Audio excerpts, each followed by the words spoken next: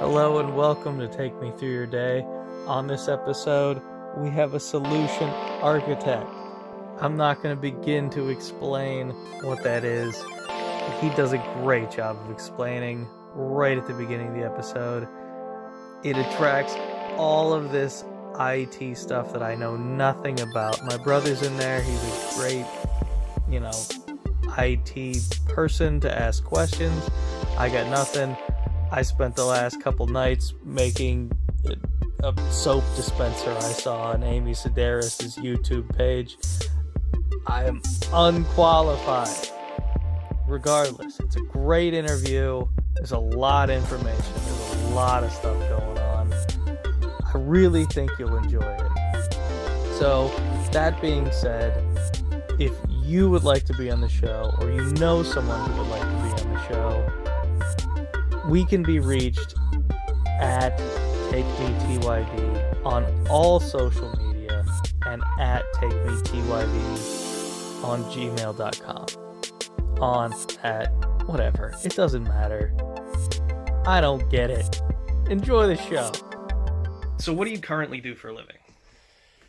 Wow, that's not a short answer. That's fine. We got time. Yeah, so the kind of role I do is called a solution architect, but that's a very generic term that means lots of different things in lots of different worlds. But in the technology space, it's usually a role filled by somebody who's got kind of a broad base of knowledge around technology architectures in a certain area. So in some cases it's business applications, in some cases you could be like a network solution architect and design computer networks and that sort of stuff. So I'm a solution architect and I focus mostly in the business application space. So what's the short answer? Like you're at a party and you just want to blurt something out. I just say I'm an IT consultant. All right. Perfect. Okay. Now, we don't always go into background, but I want to go into background a little bit with you. In high school, did you know what you wanted to do? Did you have an idea? Not really. I had a really cool teacher who was also my track coach and my football coach, who happened to be the calculus teacher, like a math teacher. So I had him in junior high math, and then he ended up moving to the high school right around the same time I moved to the high school, and so I had him for like trigonometry or something, and then I had him for calculus. And he was always encouraging me to try different things outside the class, and he actually convinced me to enroll in a computer programming class down at Pitt when I was a senior on Saturdays. It was a special program for high school students. So that was really my first exposure to, real technology from a application standpoint. So it got me interested, but I didn't know, it wasn't like Bill Gates or anybody who knew this is going to change the world. I need to go do this, right? I was like, this is kind of cool. I kind of understand what you could do with it. And then when I ended up going to Carnegie Mellon, I ended up taking more programming classes and becoming more and more interested in it. But I was still a little intimidated by some of the hardcore geeks that were there that really had been doing that for a long time, like whose dad bought them the TND TRs, and they were programming. What years are we talking, just so we get like a good time frame here? So I was in high school from like 81 to 83, and then I was at Carnegie Mellon from 83 to 87. Okay, perfect. So when you get to Carnegie Mellon, what is the idea? What's your major? What are you focusing on primarily? So kind of the way I've managed both my college career and my professional career is not knowing exactly what I wanted to do, but knowing directionally things that I was interested in. So I actually chose a major there that wasn't pure technology because I wasn't sure how good I was going to be at it, and B, I wasn't 100% sure that that's what I wanted to do. So I picked a major that was a combination of computer science classes, management science classes like production and operations research, and then a little bit of just pure business classes like accounting. They called the whole major, it was an applied mathematics major, and I think the specialty was operations research, which is kind of a weird thing that not a lot of people know about or do in the real world, but it was this good mix of different things. So it worked for me because it exposed me a bunch of different types of things from a learning standpoint, and then when it came time to go find a job, it opened up kind of different doors because I didn't have to just go look for a technical job if I didn't want to. I could also go look for a business job if I wanted to. All right, so let's go from you graduate there. What's the job hunt like? What are you looking for? What kind of opportunities pop up? Yeah, pretty much the same way I picked my major. Didn't really know what I wanted to do. One of my fraternity brothers who graduated a year ahead of me went to work for a consulting company called Anderson Consulting. It was actually called Arthur Anderson back then, and they had a division called Anderson Consulting. And he's like, oh, this is cool. You know, you get to do all this different stuff and, you know, blah, blah, blah, blah, blah. And so I interviewed for a couple of more traditional IT jobs, but I also interviewed with them and really kind of liked the fact that there was this whole different set of things you could possibly end up doing. And Oh, okay. and that was kind of why I went down that path. Yeah, that's exciting. Yeah. I like that. So And it got to travel a little too, which I didn't travel much growing up. And I was like, well, this will be cool. I can just go see the country, even if it's like really crappy parts of the country, which it turned out to be really crappy parts of the country most of the time. But what were you doing when you traveled? What was your what was the gig? it was weird. My first couple of years, I worked on just this whole different spectrum of projects, some of which I was completely unprepared for educationally. The very first project I landed on was for GM, General Motors, and we were supposed to go in and help them apply just-in-time manufacturing principles to one of their manufacturing plants and kind of help them redesign this manufacturing plant. Now, I wasn't an industrial engineer. I didn't know anything about just-in-time manufacturing, and the partner on the job gives me this book. It's actually a fascinating book if you ever get a chance and you're interested in reading business books, called The Goal, which simplifies and tells in story format all of the key principles around just-in-time manufacturing. He's like, read this before you show up on Monday. All right, now I need you to jump in a lot on this because all the tech stuff is so over my head. I already have a million questions, so... Well, yeah, just fire off when we get there, because the ultimate goal is to get through your day Yeah. in your current job. But let's, tackle some of Yeah, these we questions should before we get there. Build up the background a little bit, too. So, how long were you there for that company? So I worked at Arthur Anderson for about 4.5 years. And, you know, worked on a project like that, but then went and worked on some very traditional programming projects, which was when I really started to see the application of computer science in the business world, and actually started to get pretty excited about that and starting to really try and focus on that. So, yeah, I was there for about 4.5 years. And then what was the next step after that? Well, it's so interesting. I got laid off, and I didn't know what layoffs meant or what. I thought I just got fired, but I had great performance reviews and everything, and he's like, "Yeah, we're letting you go." I'm like, "What now?" You know, and I just got married, and and so I was like totally blown away. And so one of my buddies who worked also had gotten laid off in the same kind of series of layoffs, and so he and I ended up going to another smaller consulting firm. Because they were getting ready to start a big project, and we hung out there only about 4 months because the guy who ran the firm was a total crazy dude, and he was trying to negotiate with this client, and his company was more about contracting programmers out like on a onesie twosie basis, and he sold this big project, and project work in the IT world is much different than kind of contracting work, right? You can say, oh, I'll give you Fred for $20 an hour for however long you want them, and that's easy. But if you say, I'm going to guarantee delivery of this computer system in the next 9 months for X price, the customer expects you to sign up for a lot more risk. Yeah. Mm-hmm. And this guy didn't understand that or wasn't willing to do it after he had already sold. Yeah. So we ended up kind of starting the project at risk, and then negotiations fell apart and they killed the project. And I was like, yeah, this place just doesn't, you know. So I ended up leaving consulting for a while and went to work for Mellon Bank.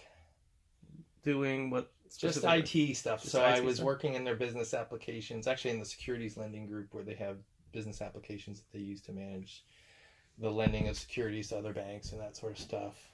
And it was kind of much older technology than I had been working with, and just really slow. And what year are we talking about around This would time? have been, let's see, so I worked at Arthur Anderson from 87 to 91. spent like the next year bebopping between. So this has been 92. I only stayed there for 8 months, and then I went back into consulting. I was just like, I gotta get back into consulting because this is driving me crazy.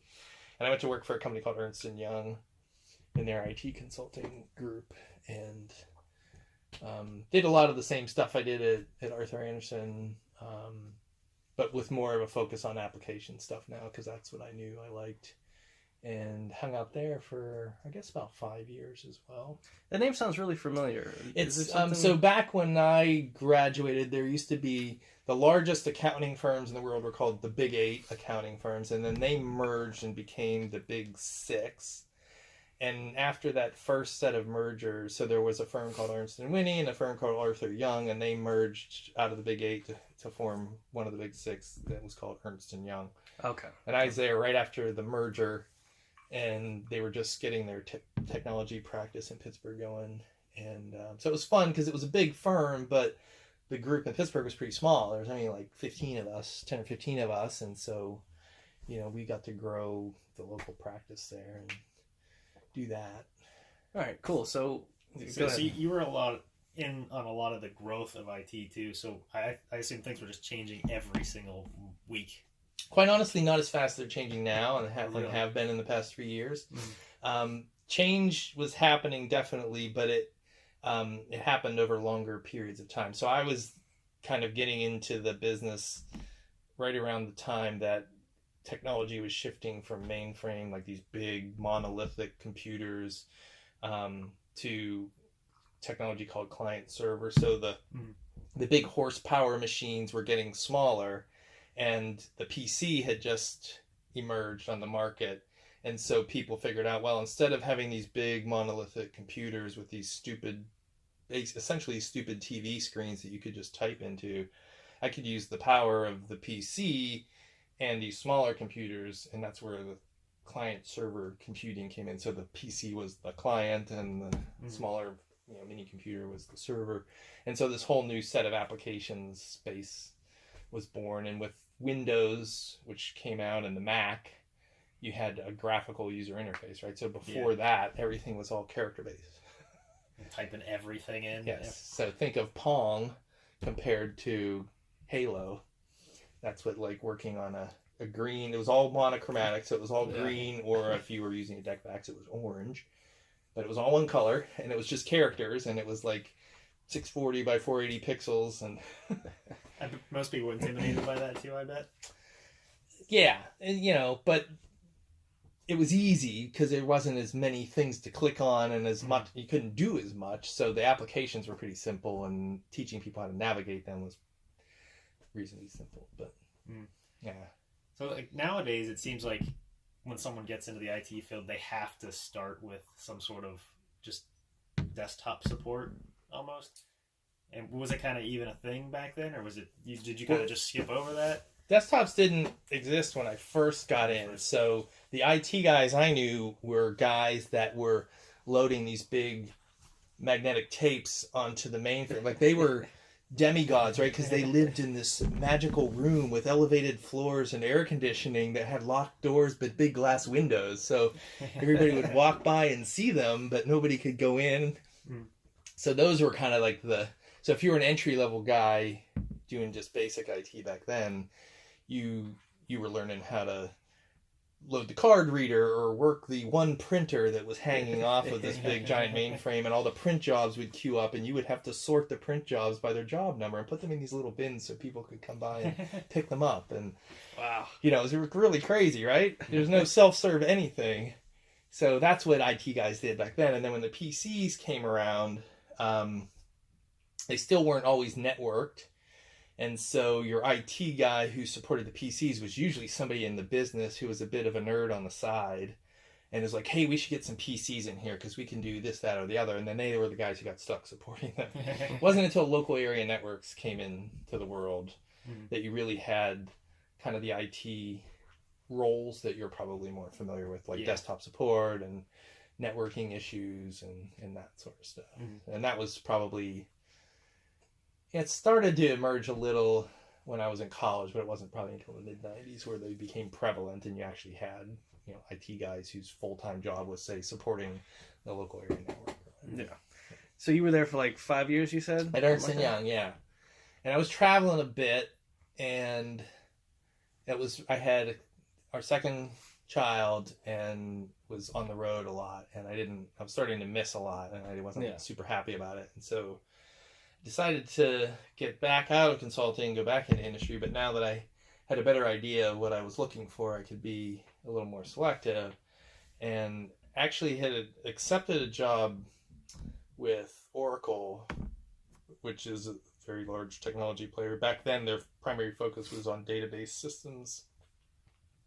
And it was going to be a local Pittsburgh kind of salesy project management kind of role. It wasn't my dream job, but it was something that was going to pay pretty well and keep me, really close to home.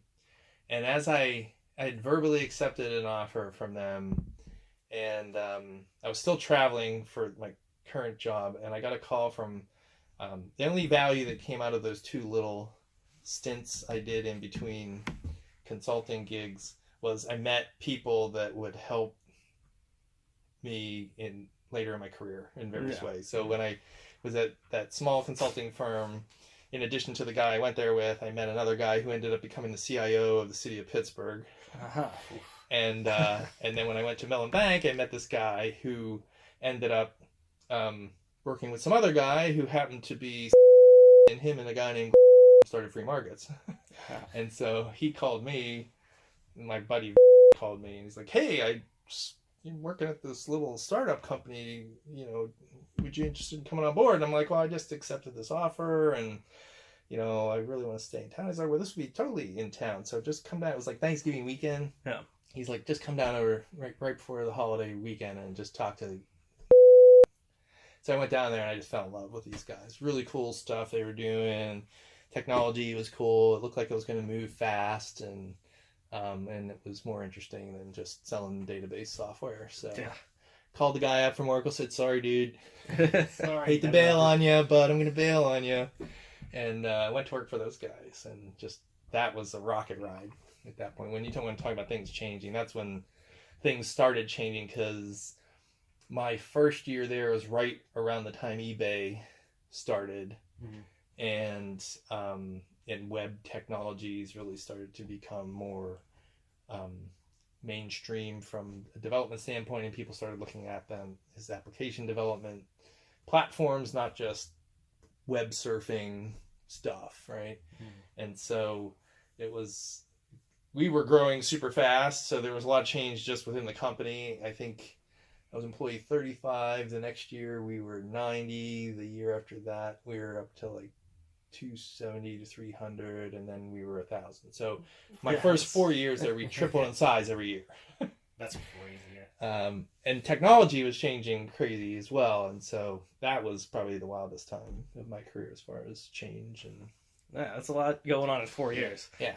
I do want to go through that a little bit. Go ahead. I don't even know where to start. How do you even ask where to start on that one? What was the first big project you guys were working on? So the first thing I had to do when I got there was the Wild West. So they had 2 or 3 developers, and my buddy was trying to manage them and also kind of tackle some other projects. And they were doing, their practices around developing and releasing software were not very disciplined. A lot of no-nos. And so the first thing I was doing was trying to just instill a little bit. I mean, and you had to be careful, because you had to be fast. And sometimes process really slows things down. And so I was like, okay, we at least got to do this, and we can't do that. And let's start there, And so it was just the first 6 months was getting the team to trust me, and then getting me to get them to start doing just some of these small process changes and putting a little bit more discipline and rigor. And then, we started moving faster and better and growing. But the first big project was building a new version of their software. So they did these reverse auctions. So it's kind of like eBay in reverse. If a big company like an automotive manufacturer like a Ford, when Ford builds cars, they design every aspect of the car out in infinite detail, right? They design the zip ties that hold the cables to like Yeah. everything, right? And they source every single part before they start manufacturing. And so what we did was say, okay, if you're going to build a new line of the Ford Taurus, which was kind of the big car back then, you need 80 bajillion of these plastic fasteners that are going to hold the door panel onto the frame.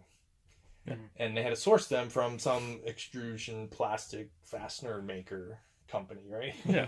And so we would put together this bid package for them with all the specifications, help them go out and find qualified suppliers, and then the suppliers would essentially bid on the right to supply. And whoever came in the cheapest. Yeah, it wasn't always cheapest guy wins, but Yeah. for the most part, it was, let's drive the price down, and then here's your lowest bidder, here's your second lowest bidder, and here's the qualitative aspects of their bid, because they still had to respond to things like, well, how are you going to be able to meet our just-in-time manufacturing time frames and that sort of stuff. But it really helped for things that were more commodity like a fastener, because there's really nothing special about a fastener. Helped drive competition and transparency, and it was really fascinating to me. I got a lesson. I took microeconomics in college and didn't understand jack, and I worked there for like a year, and I felt like I was a microeconomics expert because I understood supply and demand curves and all this other crazy stuff. And then we started introducing different types of auction formats. So there's just bidding, but there's all sorts of other ways you can essentially game the market. Not game it, but can manipulate it, so you can have blind bidding where the only feedback you get is you're not in first place. And so, you can do, and we actually patented a bunch of stuff. So I was fortunate to be able to work with a bunch of really smart guys like that. So I have my name on like a dozen different patents around the bidding technology. That's awesome. And is this software that kept track of it, or was just like how involved was somebody to say, okay, I do need fasteners? What was the process on that? So we had a team we called our market making team, which is a bit of a Wall Street term. So there's a lot that goes on in Wall Street, like when people do options and they put together leverage buyouts, all that stuff. Like guys go and make markets, right? They find bidders that are interested in this thing, and and so that's essentially what our market making team did. They would go out and find suppliers based on the specifications of the parts we were bidding. And then our technology was what we used to manage the actual auction. So they were the ones using the software. So yeah, we would, back in those days, we would ship discs out to suppliers. Brilliant. We would do a phone training with them. Like we'd call them up at a specific time. And you didn't even have technologies like Skype or any of that stuff back then, right? So training people on technology was a little challenging. But we would call them up and okay, now did you click on this and what are you seeing? It was kind of interesting to listen to our trainers train people, but they did a great job. So we train them on that, and then they would log in at a specified date and time, and we would open the auction, and they would start submitting bids and get whatever feedback we were giving them based on the auction format. And we had this big command center, which was really cool. That we had a graphical curve of the bids. And we would put this big thing up on the big screen and just show the auction going in real time. And some of them got pretty crazy. Like people would be, hey, there's this crazy auction going on, right? And everybody in the company would be running over, like looking at this ding, ding, ding, ding, ding, ding. Yeah, it's exciting. Yeah, it was pretty cool. It was really cool at times. It was pretty wild. Even just the breakdown of everything like that, just because of how everything is now. That alone is just mind-boggling to me. Oh, yeah. Yeah, I think of the things I do now and the things I would have had to do back then to do the same thing I do now. And yeah, it's mind-boggling. All right, so how close are we to now? What do we got? Anything in between? Spent about 6 years at Free Markets. Okay. We got bought by a company called Ariba, which is a big enterprise software company that ultimately got bought by Oracle, ironically. And at the time, they had their development team out west, and I wasn't particularly interested in moving out west, and they weren't particularly interested in necessarily pulling all of our technology people over anyway. And so I took a kind of whatever I got from all of that, and then I went to work for a small company that specialized in an area called electronic data interchange. So it's business transactions over what back then were called value-added networks, but today they just happen over the internet. Yeah. And so the company was pretty cool because it helped small businesses do business with large businesses like Walmart or Target. So if you think about like the Christmas stuff you see in Target, right? Yeah. That's typically like these small manufacturers that really have a seasonal business. Yeah. But if they want to sell at Target and Walmart, they have to do stuff electronically. Yeah. Like Walmart sends them a purchase order and says, I want 1,000 of your twinkle lights packages, and they need And to there's be just some here old by, guy that looks at that like, what? and they need to be here by Wednesday. Yeah. And they had to respond electronically and say with an acknowledgement saying, we will ship you those and they will be there by then. And in the back end, it was some guy reading the paper. And Yeah. but so what we would do is we would intercept all those transactions for them.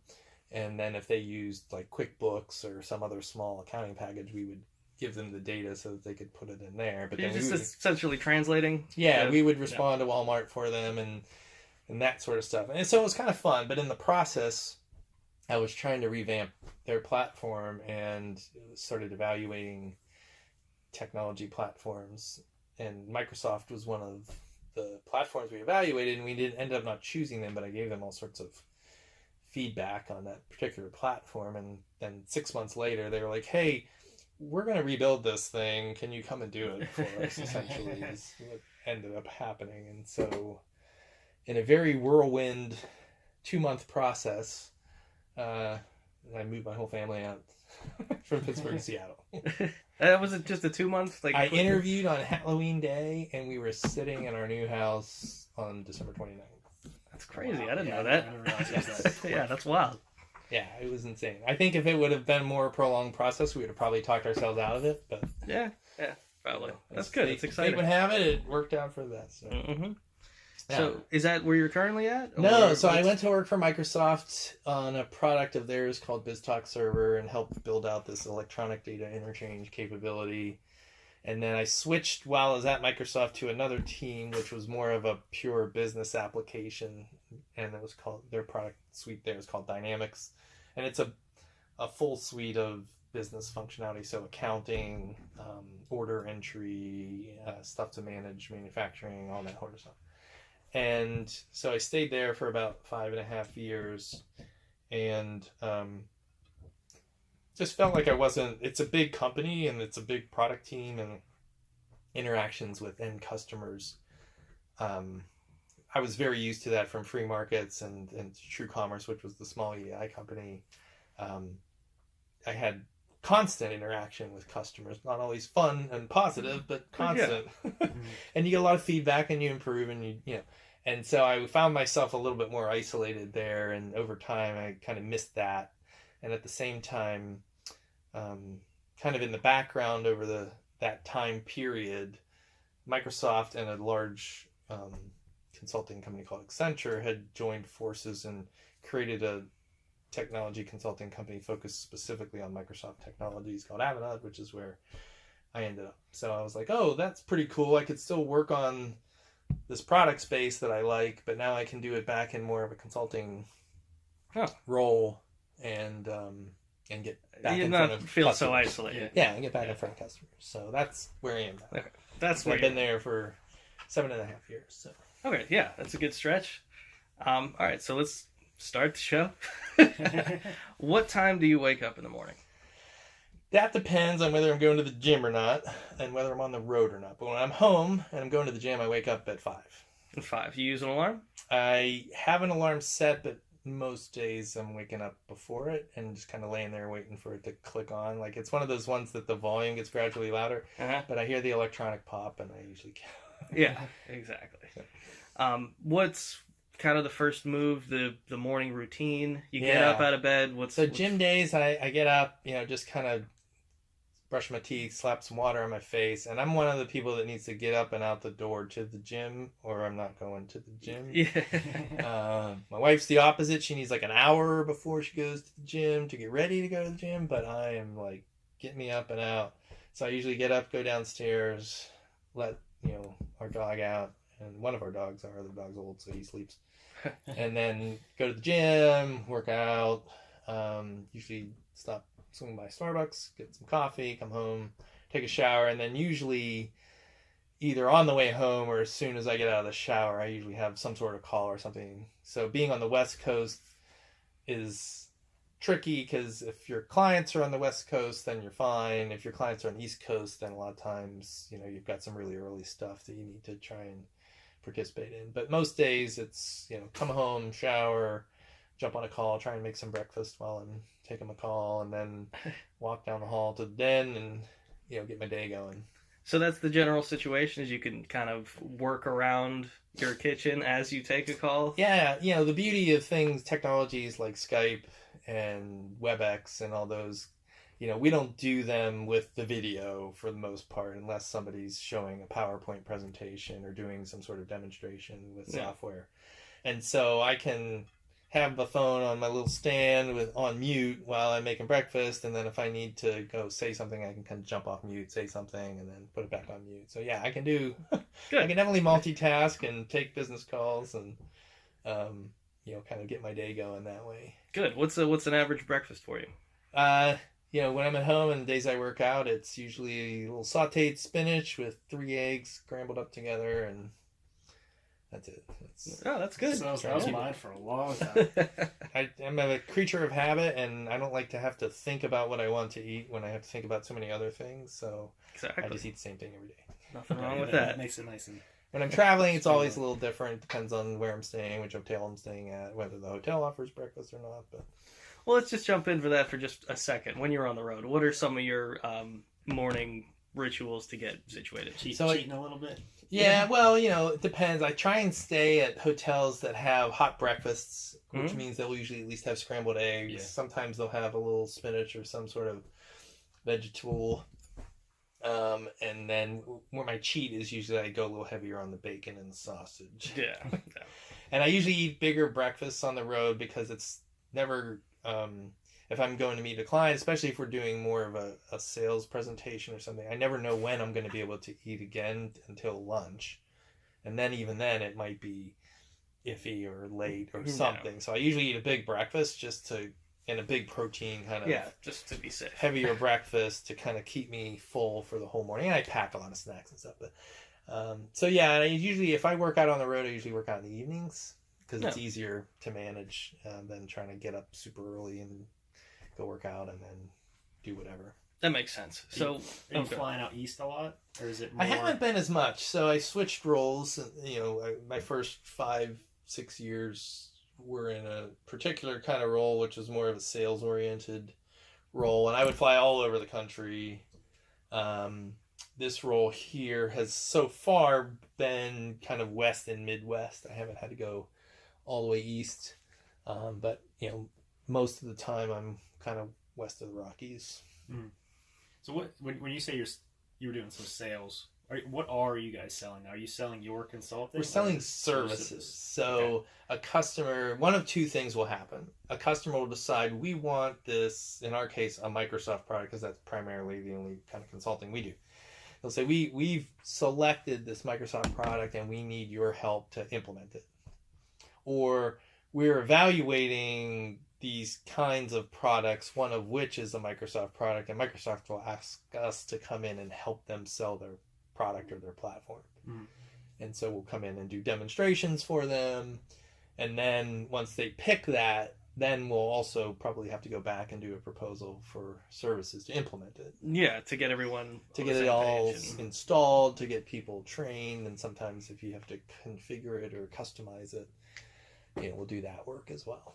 Now, are you the one that goes in and plugs some stuff in, installs stuff, or is that part of your team, like somebody else on your team? So as going back to that solution architect thing I was talking about at the very beginning of the conversation, I lay out what the whole solution should look like in terms of hardware, software. And now a lot of times it's not hardware like your PC hardware, it's cloud, it's all virtual essentially. So I was like, you want like this many servers and you need a database here, and if you want this to be highly available, you need to build a cluster and do this and do that. And then we would have people come in and do that. And sometimes, depending on the nature of the project, I would stick around and oversee that, which is what I'm doing on the current project I'm on. In other cases, somebody else would come in and take care of all that.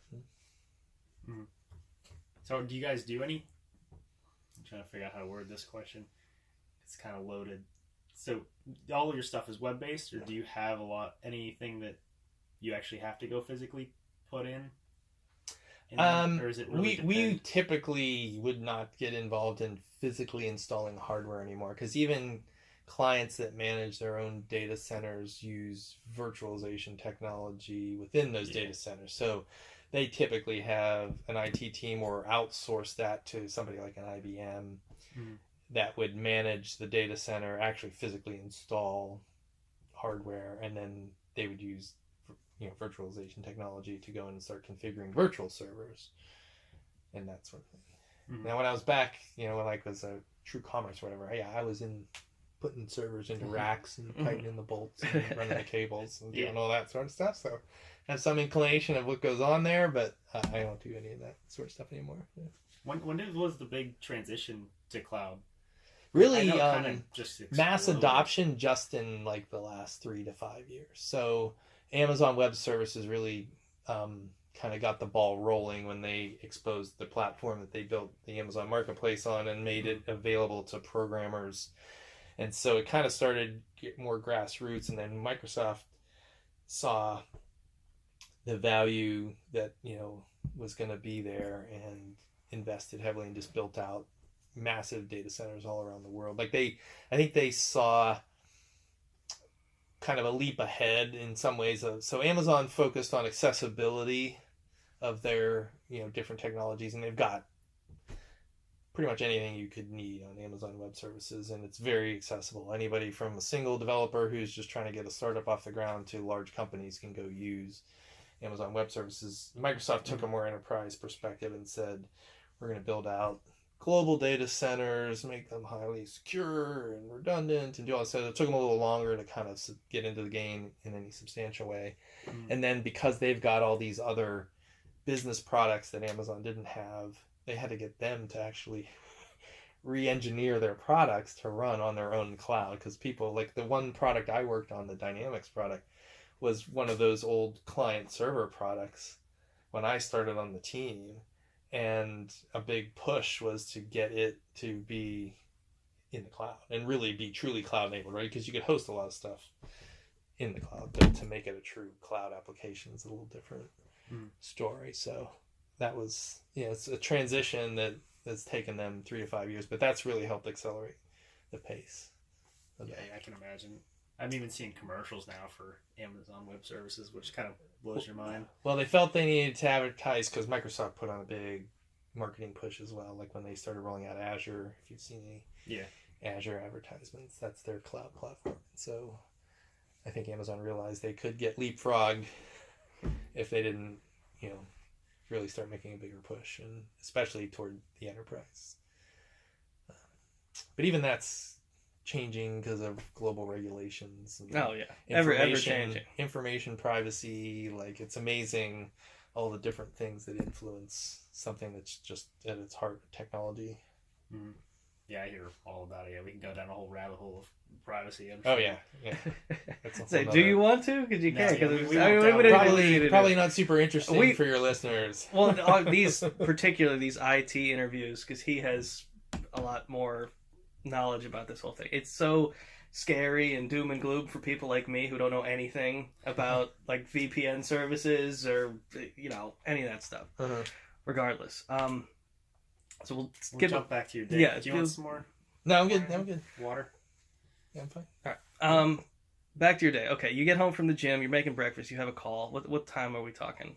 Usually around 8 o'clock, and then I'll usually make my way down to my den when I'm at home, and that's where I'll spend the rest of my day for the most part. Okay, so you work from home. Yeah, for the most part, it's a big firm. We do a lot of work with Microsoft, so we actually have a separate office building 5 miles from my house that is where all the people that work on the Microsoft account work. So every now and then I'll go down there, but it's a rare Yeah, I would say, how often is that? That's if there's a project going on that I'm actively involved with, I'll go down there a few times a week. But other times I'll go down there maybe once a month. And then we have a bigger office in downtown Seattle, which I never go to. So. Fair enough.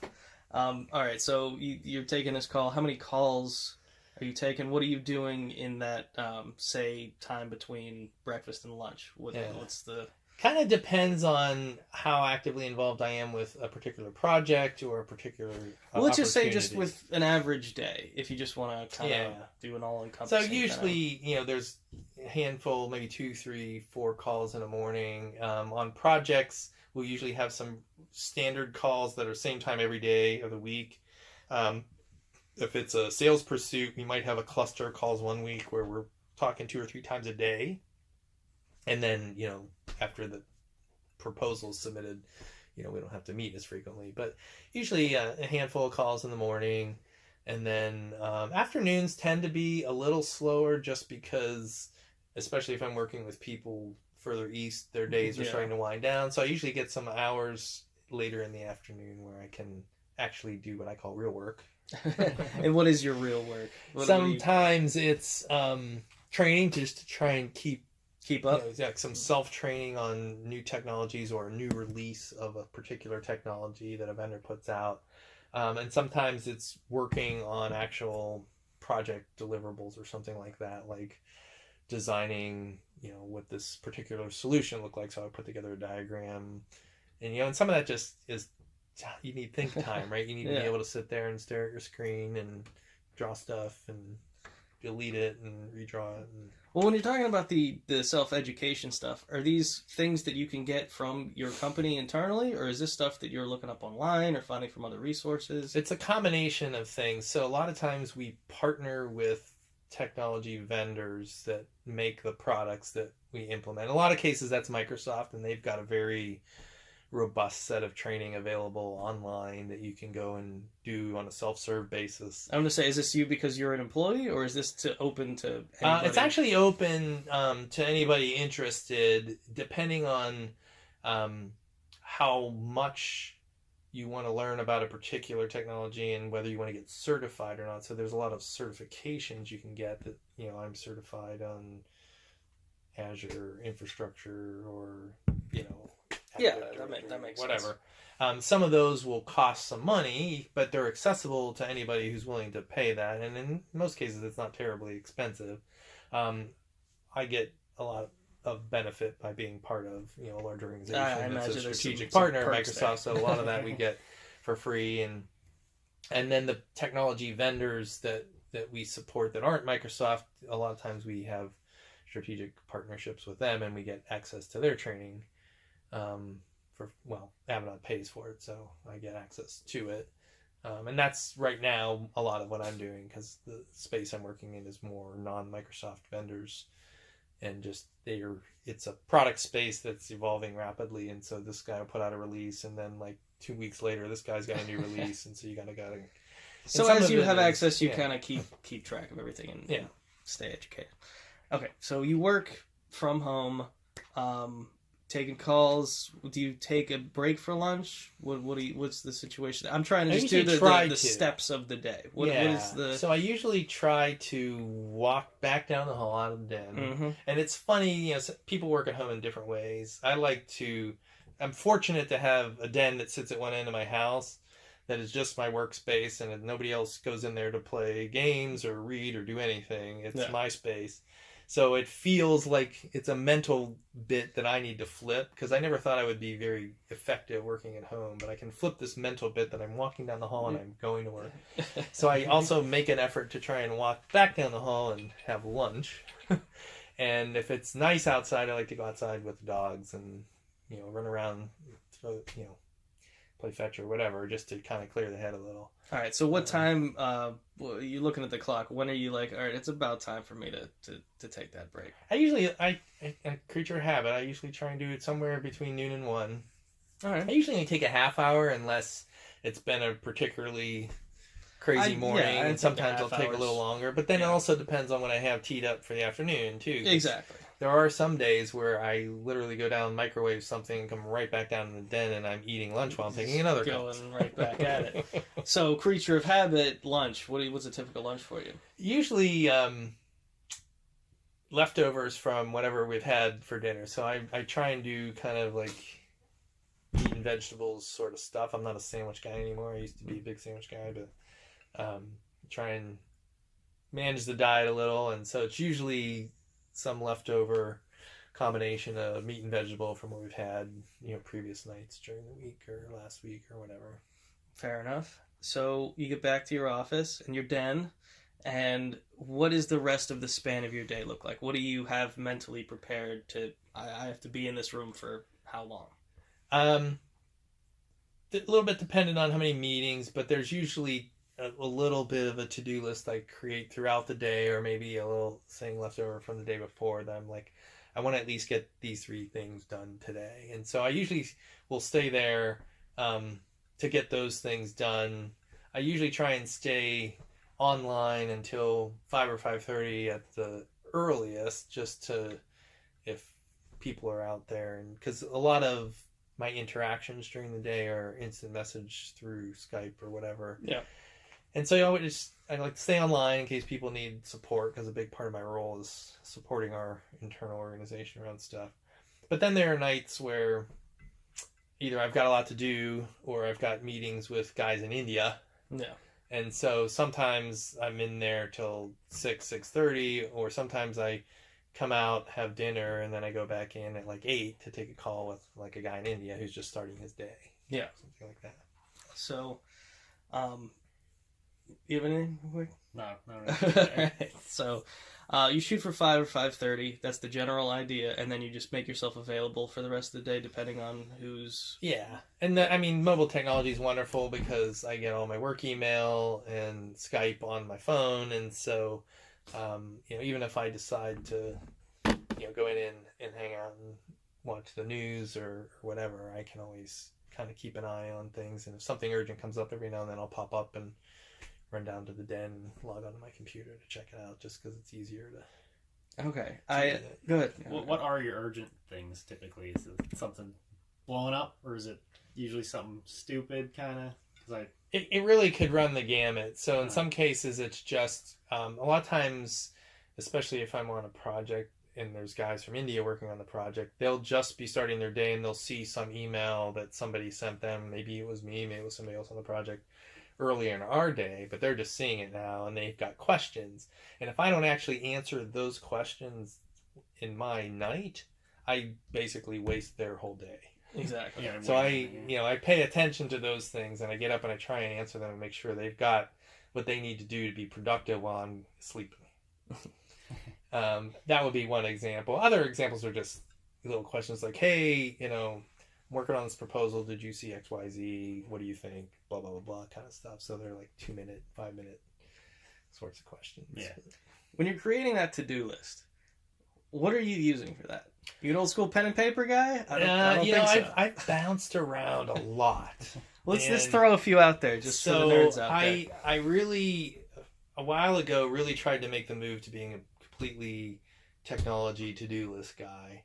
And I failed multiple times and would resort to just Post-it notes. And then I actually, at one point in time, I'm kind of a pen geek and a notebook geek. And so I'm like, I want to buy this nice little moleskin thing and keep and that lasted for like 3 days, And so I've actually, Outlook has become my to-do world with a little applet that comes with Windows 10, which is an online Post-it note.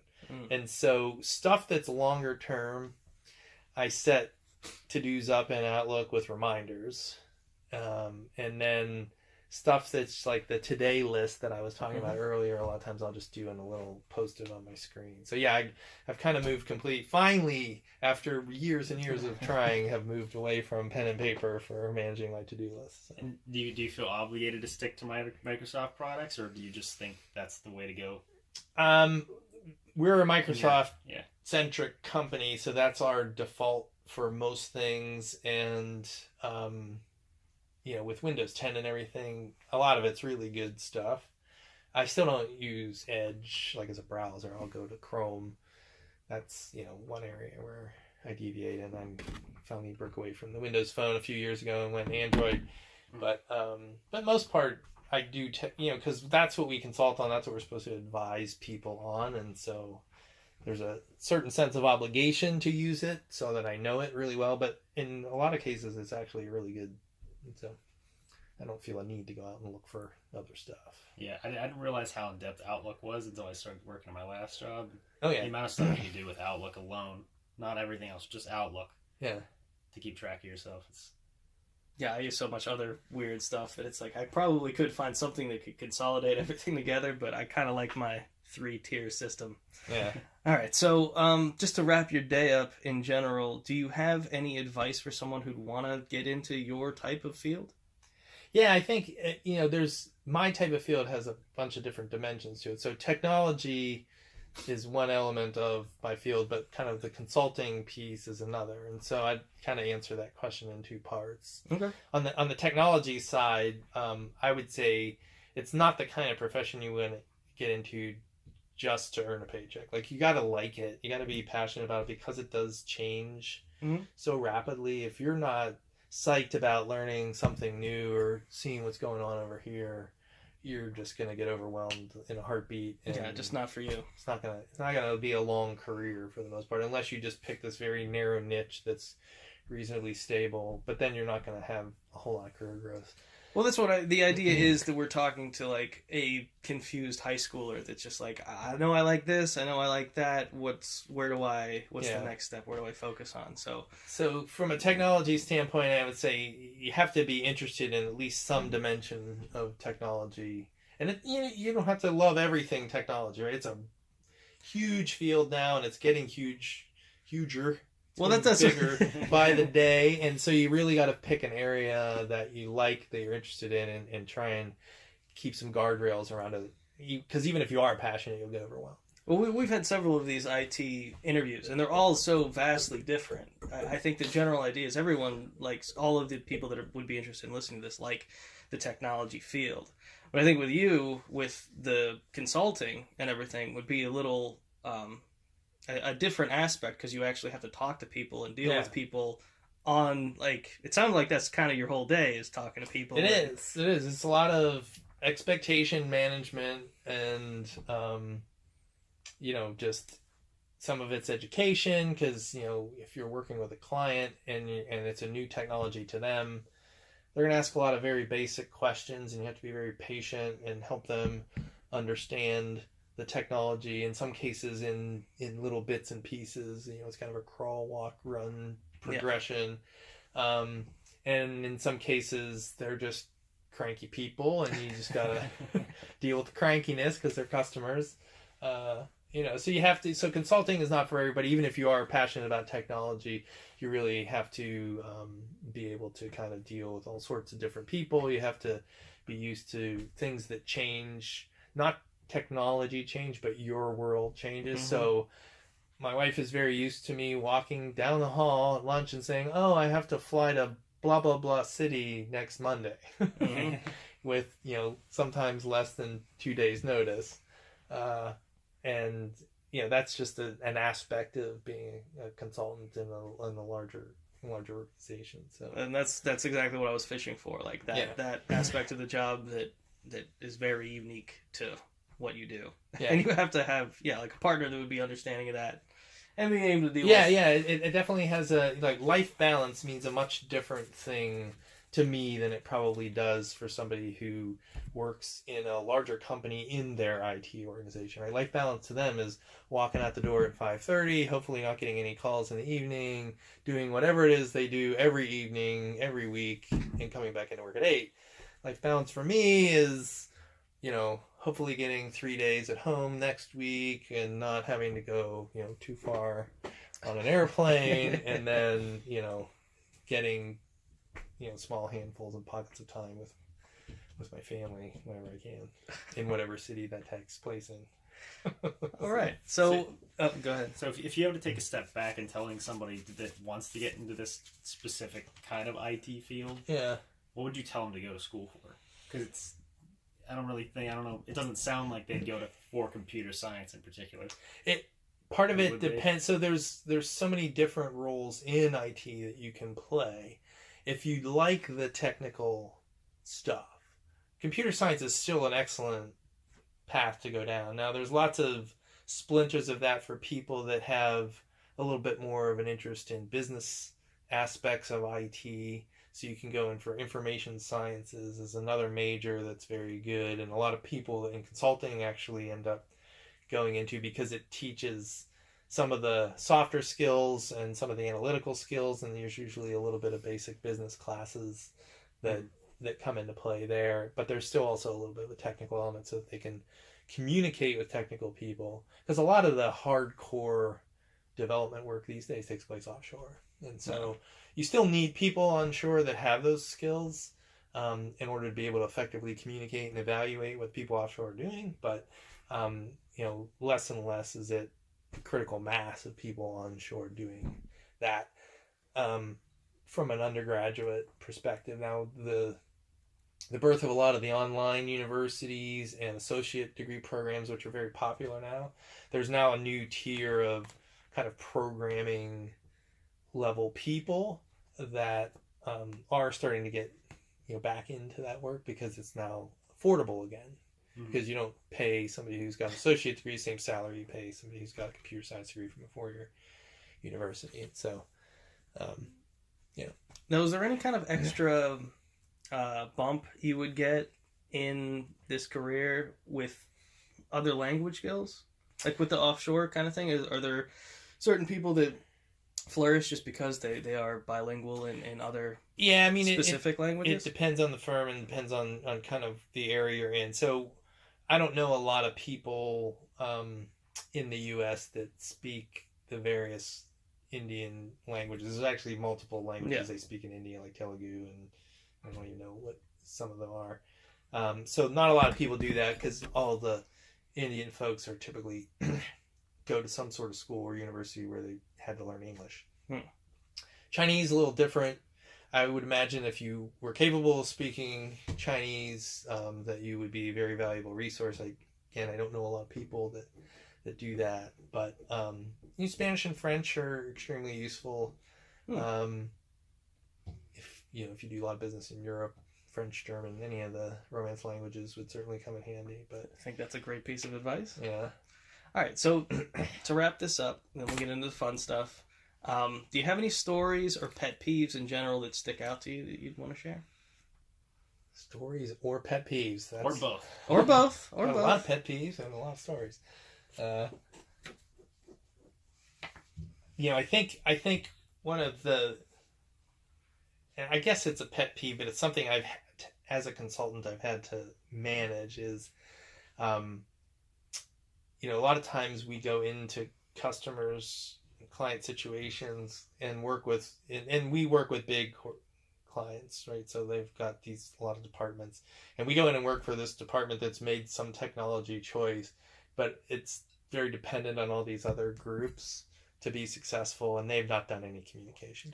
So my biggest pet peeve is walking in there and these guys are all gung-ho to go, and things just hit this big brick wall because these three other departments are like, we've never heard of this project before. What are you talking about? So that'd be my biggest It's a very popular one, the lack of communication between. Yeah, I think that's the craziest part about talking to people about jobs in 2019 now, is that everyone can talk to everyone all over the planet, and one of our biggest problems is communication. Absolutely. It's insanity. Yes, it is. Probably one of my favorite, I'll share a consulting story just because this could never happen in the modern day, and I think people, especially younger people that are kind of growing up in the post 9/11 era, would find fascinating. But I was, I just started at the Ernst & Young job, so this was probably early 90s, like 91, 92. And I had my first opportunity to go abroad. We got a project with Fiat, the car maker in Italy, and one of our partners from another office called up and said, "Hey, at the time I was one of our global methodology gurus, and he's like, I need you to come over and help us lay out all the work planning and all this stuff." I'm like, "Sure, Italy, I'm down, right? Let's do it." And I had to fly out on my birthday. And back then we wore suits, and we were taking a red eye and going right over to the office and then the client, and so I had to fly in my suit. And Flew in your suit, direct flight to Italy? No. Oh, So I'm still living here in Pittsburgh and coming over to my parents' house to celebrate my birthday, and then I had to leave and go to the airport. And I was born in December, so it was winter, or right before officially winter, but late fall. And I was starting to get sick. And so I go there. My flights that I was connecting from Pittsburgh to Chicago, and then Chicago, I was supposed to meet this partner. And then fly from Chicago over to Italy. All right. And so our flight is delayed out of Pittsburgh because of weather. And I get to Chicago, and I'm trying to sprint through Chicago's airport, which is huge. Yeah. In a suit, carrying a garment bag, sick as a dog. And I had to literally run like across the whole airport because the domestic flights landed over here and the international flights left over here. And I get to the gate where my flight is, and there's nobody there. There's no gate agents, but the plane is still sitting there. And I can make eye contact with the pilot, but the door's locked. So I can't get down the jetway. And he's like, he kind of holds up a little finger, like, hold on. And the phone rings at the gate agent desk. Yeah. But there's no gate agent there. So I go over and pick up the phone. And he's like, if you can find somebody to unlock that door, I'll let you on this plane. But it's got to happen in the next 4 minutes or I'm going to lose my takeoff slot. Wow. So just think of all the things that just happened there that you could absolutely never do today without getting arrested, and that no pilot would do today without losing his job. Yeah. Unfortunately, I did not make it onto the flight because nobody showed up in the next 4 minutes. And I ended up finding another way to Italy and connecting with my boss in the office and everything. But I just like sharing that story because people's jaws drop like, you did what? You did that? The pilot called you? So different. Yeah. It's so different back then. I got one more thing before we hop into that. Oh, go ahead. All the questions. So where do you think we're headed? What's the next big thing? So cloud storage is still growing. I'm assuming it's still going to continue to grow, but what's the next big So thing one that you're of the seeing? interesting phenomenons is that with all these interesting technologies popping up, I think all the next big things come from convergence of different technologies. And right now, I think cloud computing, artificial intelligence, and automation all are kind of converging with big data. And I think you're going to start to see a lot of scary kind of autonomous intelligence blossoming in software. Like the area I work in right now is just around helping companies automate manual business processes where they're typing stuff in and having a computer do that. And then when you start sprinkling in things like machine learning to that and different algorithms where those thingies can start making decisions or interpreting pictures or doing stuff like that. And then you smash that together with all the data that's just lying out there from social media and everything. You can, and I'm sure folks like Google and Instagram are already worlds ahead of that. But the business world, I think, is going to start adopting it, and you're going to actually start seeing some really interesting things happen from businesses and what businesses can do. That's super creepy. Yeah. It is a little creeps scary. me out. It's cool and crazy at the same time, just the amount of... And then when you smash that together with what all the car makers are doing with self-driving cars, Terminator starts to feel a lot more real than than just a sci-fi movie, right? Yeah. Self-awareness, I think, is still I'm a little skeptical about, but extreme autonomous intelligence combined with robotics and all the sensor technologies that are available it's going to be pretty creepy. It's there. I mean, it's just enough videos that have made it around the mainstream. It's like, that's what they're showing us. Yeah. Who knows what's going on? I mean, I can't wait for self-driving cars. It'll get more people off the road that can't drive. I agree with that. As In a long as I perfect still world, can in a drive perfect my world. own car. Yeah. If I have to pass a test Well, and be like, that's- all right, you can. Yeah. You know. I mean, but think about, guys that do UPS for a living. They could essentially be out of a job in 10 years. Right? True, You could have a true. self-driving truck with a robot on board that delivers a package to your doorstep. Yeah, you could Just have a little throws it at your delivery. door. Well, no, you'd have a delivery box like You you have do in a lot of neighborhoods. You That can have your own those little garbage Amazon cans. locker on your porch, Mm. right? An Amazon drone will come down and deposit something in your Amazon locker, and it'll be all secure. Like, That stuff's not that far fetched. Well, they got the Whole Foods thing now too. You can get packages delivered from Amazon to Whole Foods. You just go grocery shopping and be like, hey, let me grab my packages while And I'm then you here. throw VR into the mix. You know, Amazon Go stores are pretty cool because you kind of walk in and just pick a bunch of stuff up. But what if you walked through a virtual Amazon Go store, picked all that stuff up and left, and then an hour later it showed up on your doorstep? Yeah, that doesn't seem too far off. It's all there, It right? yeah. Technology's all there. It's just a matter of people putting it together in an economical way, working out all the bugs and getting over all the regulatory. Since you data are in privacy Seattle, have you issues. been to the Amazon store? I've not been to the Go store. It's downtown, but I've seen all the stuff they're doing in the Whole Foods out there. It's pretty cool. Yeah. It seems more abundant in Pittsburgh too now. They seem to make it. Even Amazon lockers, I think, are pretty cool because I was on a project in Denver and I was staying there for an extended period of time and I needed something that I knew I could get on Amazon and I didn't want to ship it to the hotel because I didn't trust that they would ever get to me. Yeah. But there was an Amazon locker in a 7-Eleven like a block away, and so I ordered it, had it shipped to the Amazon locker, went down and picked it up from the Amazon locker. All was good. Yeah, we don't have that here in Pittsburgh yet. There's a pit. There's one in Pitt. No, there's one in Oakland. In Oakland, It's not in. It's like a freestanding Amazon store. I went in there once. It was kind of creepy. Yeah. But yeah, like Amazon lockers. Like, there's no reason why all the other 7-Elevens or other things couldn't pick up that. We're going down a bad rabbit hole. It's What do you mean a bad rabbit? not a bad rabbit hole. It's like we. The Go stores are weird because people I've talked to, my friends that have gone there, say you feel like a shoplifter. Oh yeah, you're just taking things. Not just the taking things and walking out, but the fact that you know you're being watched. You're being sensed, right? Because there's RFID tags, there's lasers, there's all these cameras so they know exactly what you picked up off the shelf. And you walk out the door and you get charged for it, and everything's good, but it just feels a little. Yeah, it's a little weird. Yeah. There's so many cameras around nowadays. It just like, every time I watch the news, there's at least one story with one of those Ring doorbells showing somebody doing something. Right. It might not even have anything to do with their house. It's just like it was watching over there. Oh yeah. And it's like, well, I thought you had to press the the camera's just on. So, all right. Who's out of this crazy? This is why we have the fun question at the end. To get out of the weird doom and gloom technology stuff when we do. All right. Your ideal breakfast, not your regular breakfast, just your ideal. You're on vacation, you can have whatever you want. Breakfast, don't have to worry about the diet. I love cinnamon rolls. So I love sausage. So I would still probably have maybe like an egg and a little bit of good sausage or nice crisp bacon, and it would have to have a cinnamon roll with some white frosting on it. Yeah, interesting. I like that. What's the best advice you ever got? I ever got.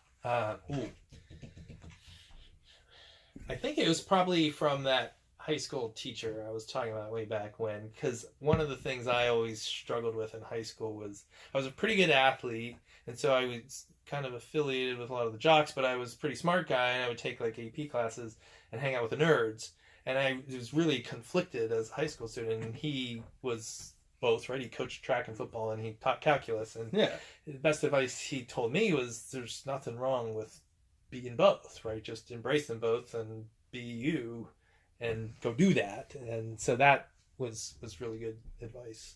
Yeah, I think that's a good piece of advice. What movie do you think you've seen the most? Oh, that is probably a toss-up between Animal House and Caddyshack. I think I'd probably give the nod to Animal House. My roommate in college had a big screen, one of those old projection big screen TVs, and we had the videotape. Yes, the VCR videotape. And I think we watched that 3 times a week for like 3 years straight. Nice. We loved that. What's your biggest fear?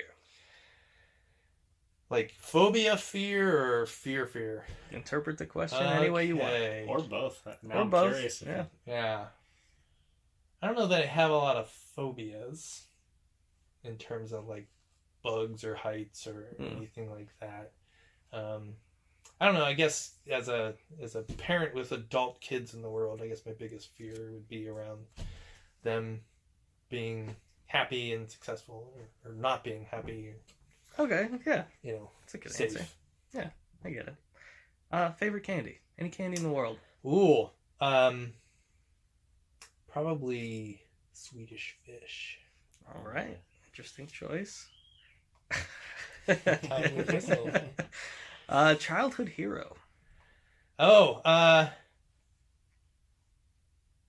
probably it would be one of, I grew up in the golden era of the Steelers, so probably have been like Lynn Swann, I guess, would probably be, because he was like my favorite Steeler, so I guess that would probably be it. All right, that works. What kind of soap do you use? I'm what do they call those little spongy The ball? loofah? It's The kind of like a loofah, I guess. Like a puffball kind of with deal? Dove liquid, I guess. Yeah. I think it's Dove. Dove liquid, yeah. I'm not particular about my soap, but I like the liquid soap on the loofah because it lathers up better. Nice. Loofah's game changer. I don't care what anyone says. Yeah, I'm not a fan, but I get it. I understand. Last pick you took on your phone. You don't have to show us, just, if you got an idea. Oh, just this morning on the pheasant hunt, so. Oh, yeah, you were hunting pheasant. Yeah. Did you get any? We did, yeah. Well, you can't not, because that's the whole thing. Is you go and you buy them, and they go put them out in the field. Oh, I didn't know that was the. They flush them I've up, never been. and as long as you can aim halfway decent, you usually get some. But we actually did pretty well. Yeah. Nice. General pet peeve. General pet peeve.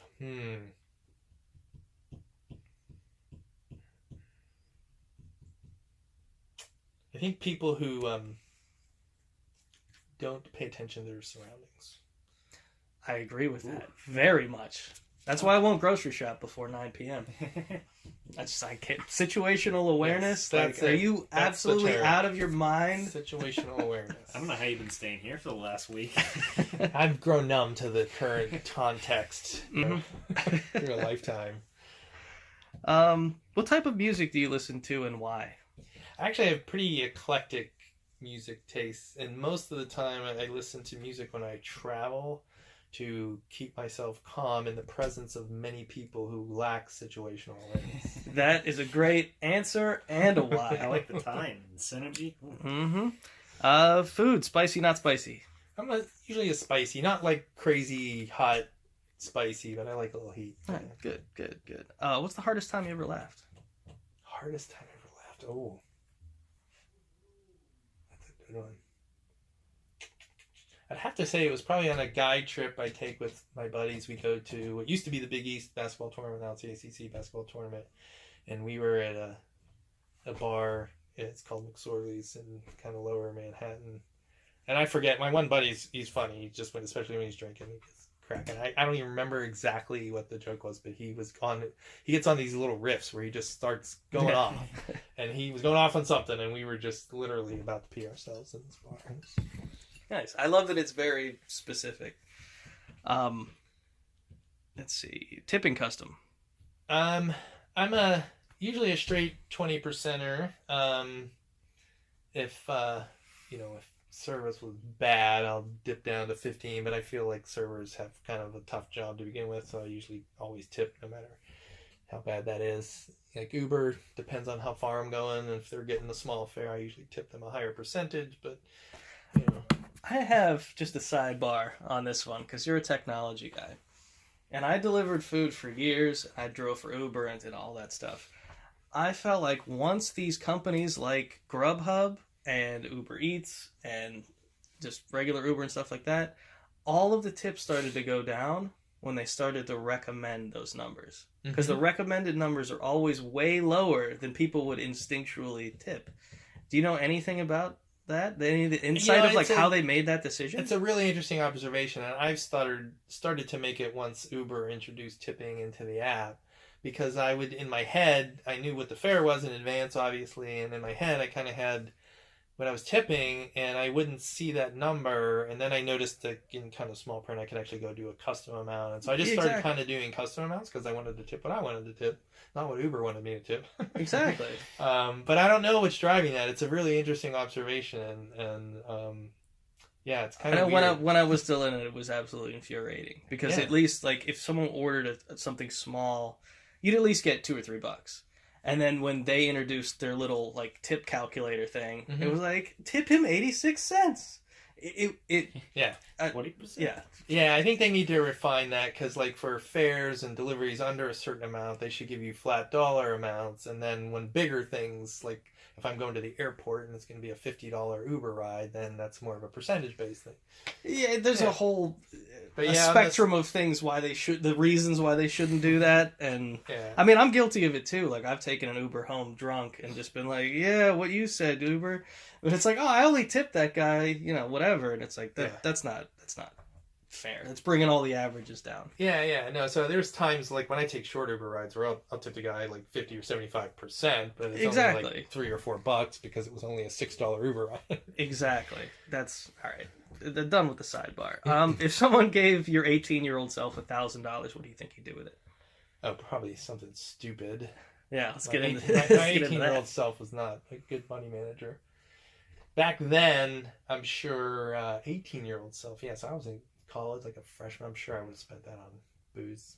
Yeah, fair For the most enough. part. Someone gave you $1,000 right now. What'd you do with it? Just free money. Just boom. Here you go. Do whatever you want. That would probably depend on the expense of the day. That's a harder one to answer just because, you know, in the process of getting the kids off the payroll, so I still got some kid expenses. There's, you know, I'm sure, you know, my wife and I would probably go out to dinner or do something like that. But That seems good. I like yeah. that answer. It's not bad. Favorite vegetable? It's either cauliflower or asparagus. I'll go asparagus. It's good. Love asparagus. Where do you see yourself in 10 years? Hopefully retired. Do you have a favorite cocktail? I do. It's kind of my own little custom twist on Manhattan. So I rye whiskey with a little bit of Saint Germain, if you've ever heard of Saint Germain, Yeah. and a little bit of lime juice. That's kind Sounds of my go-to. delightful. Yes, gin and tonic would be my backup if I just had to go straight off the shelf. So. What's something you wish you learned earlier? Probably not to be afraid to fail. Like your whole life is going to be filled with failures and stuff that just didn't work out. And in most cases, you end up learning or meeting people or good things happen that benefit you probably exponentially more than the failure hurt you. So that's probably Good. I wish I knew that when I was first starting out. What kind of toothpaste do you use? Usually Arm & Hammer, like the Old school. yeah. Is it old school, or Well, is that just not- something they like, tried I to don't- rebrand? and I make don't toothpaste? take Arm & Hammer and No, mix I it know that, myself. but I mean, like, did Don't they get me always wrong. have the toothpaste? or No, is that they something started coming out with. I mean, it's been around for a little while, but a long time ago, people used to mix Arm & Hammer and water and brush their teeth with it because the baking soda is beneficial. And then they started, once they caught on, they're like, oh, we could probably make toothpaste, and so they started doing that. And then I do it just because my teeth stain easily, and it's a little bit more Good stuff. scrubby. What's one thing you'd change about yourself? I think probably managing my frustration better. So I'm usually a pretty even-keeled guy and pretty pleasant, and then when I get frustrated, I get a little snippy. So, and my mood changes, so I wish I had a little better control over that. Oh, fair enough. Childhood celebrity crush? Celebrity crush. Probably Linda Carter as Wonder Linda Woman. Carter. All right. If you could do anything in the world, like any job, what would it be? Oh, I would absolutely be an NFL football analyst. I want Chris Collinsworth's job. That's what I would do. Good answer. Put me in the booth with Al Michaels. It's very specific, and I like it. Do you have like a sleep routine? Anything that helps you get to bed at night? I mean, I have a nighttime routine. I don't know that it necessarily helps me sleep. And as I get older, sleep is, kind of inconsistent. So nothing in particular. I've started to what's that supplement? Melatonin. So I started taking the melatonin it helps a little. But what I find best is if I limit myself to just like a glass of wine or two, then I'm usually good. If I have a little more than that, then I don't sleep very well. So.